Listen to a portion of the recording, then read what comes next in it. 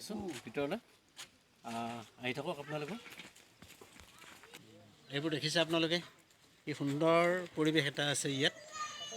সঁচাকৈ সেউজ ভিতৰশালা হয়।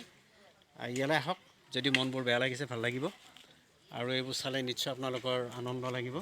সুন্দৰ প্লেচ সজাই পৰাই লৈছে কুলেন ৰাজবংশীয়ে, আমাৰ ওচৰৰ মুক্তবৰা অঞ্চলৰ মানে লোজগাঁৱৰ কুলেন ৰাজবংশী।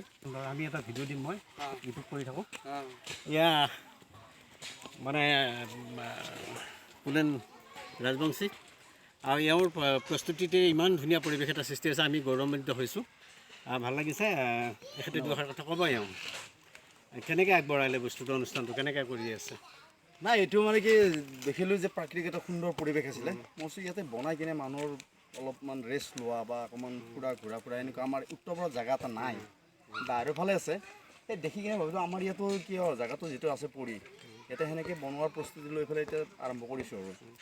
খুব ভাল লাগিছে। আপোনালোকে নিশ্চয় ইয়ালৈ আহিব।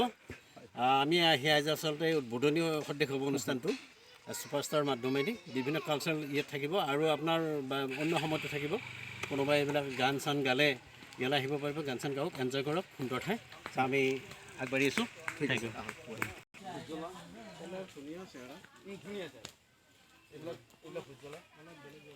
মানে যিখিনি সাৰ গোবৰ লাগে চব দিছোঁ, এইবিলাক ছাগল ওলাদ আৰু গোবৰ, urea, DAP, potash, ustad mix.